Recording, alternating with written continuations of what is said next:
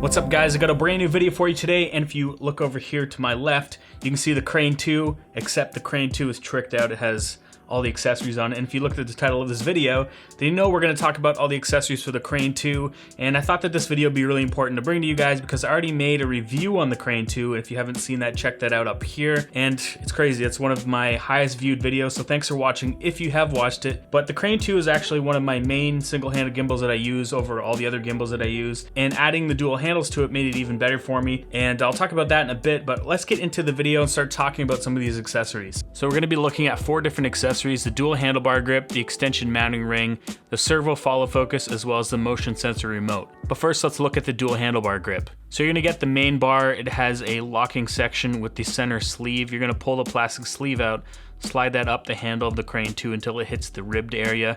Then you're going to clamp it down and then tighten down with the screw. Then you're going to take the handle and slide it over top of the plastic section, and then putting your handles in the direction you want them to face, and then tighten them down. Do the same thing for the other side. Next, we're going to talk about the extension mounting ring. It also has a plastic sleeve, and I just clamped this right above where the focus knob is. It has 3/4 inch mounting threads as well as 2 3/8 inch mounting threads. Next, let's take a look at the servo follow focus. We're going to open it up out of the case here. We need to make sure we grab this first rod here and take the end off of it. This end is going to stay on the gimbal the whole time. So you're going to need an Allen key, and you need to remove this nut right off the end here. Place the bolt through the bottom of the gimbal and then replace that nut and tighten it back up. Once you get that tightened up, you just screw in the other part of the tube. Then you balance your camera up, but we're going to need to rebalance this again once we get the follow focus motor on. But the next thing we need to do is put this slip gear ring on top of the actual lens, and this is what's going to allow the follow focus to move the lens. Slide the follow focus onto the rod and then match it up with the gear. Once you get it balanced, it should balance perfectly. Next, we need to use the included USB cable to connect to the bottom of the motor and then connect it to the back of the gimbal. Alright, so taking a look at the motion sensor remote control, we're going to mount this clamp onto the handlebar. This is included with the motion controller. I'm just going to mount this up to the actual handle of the gimbal so you can still control it from the gimbal. It's pretty self-explanatory, just lock everything down in the way you want it. Alright, to get everything set up, turn the power on the Crane 2. You'll see the lights blink on the follow focus motor, and it's connected because it uses the power from the Crane 2. Now to set up the motion controller, you're going to have to hold down the power. This is after the gimbal's been turned on, but for the first time you're going to have to sync it, so click menu, click scan, and then you'll see the Crane 2 show up there. Select that and you're synced up. Now you can actually control all the follow focus, all the options, and everything basically from the motion controller. It has all the same settings that's on the back of the gimbal, so you can do your follow focus with the wheel. You can change all the different modes. You can actually use the joystick to move the gimbal around. You can go into the app and actually change the speed and settings for that though.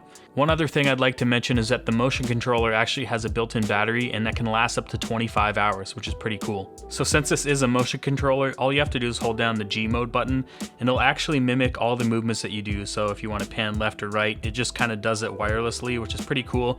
You can set up the speed and sensitivity in the app, but it actually works pretty good. I prefer to actually keep it mounted on the gimbal and use it just for follow focus, and you can see it here in an underslung mode, and that's how I like to use it most of the time. So I've been using this setup a lot more because of the dual handles, and I just find that since I'm used to using something like the Ronin M, having the dual handles gives you a little bit more stability versus one handle, and especially putting it into underslung mode and having the camera hang down gives it kind of like a lower center of gravity. And to me, I just feel like it looks a lot smoother and a lot more cinematic. Having the dual handles also gives a place for this controller to mount to, as well as an external monitor. And talking about the controller, I just really like having it right here. It gives you more creative control. If you want to pull focus, you can put your finger on the focus wheel there and pull focus. I currently don't have it turned on, so you can't really see that. But it does work out really nice and just gives you that creative freedom. It also helps if you have a camera that doesn't have the strongest autofocus, so something like the X-T2 I have on here, or even something like the GH5 or the G9, or older cameras like older Canon cameras. It's pretty nice that you can do that and have a follow focus. It's just integrated nicely into the gimbal, especially how lightweight it is. Anyway, I really like this setup, and I thought I would share it with you guys and just kind of go over the setup. And I think you can still get the Crane 2 with the servo follow focus for like $650, which is a really good value for what you get in this, and then you throw the dual handles on it and you got like the perfect setup. If you want to pick up anything mentioned in this video, I'll put links in the description, and yeah, if you like this video, give it a thumbs up. If you dislike this video, give it a thumbs down twice. I'll see you in the next one.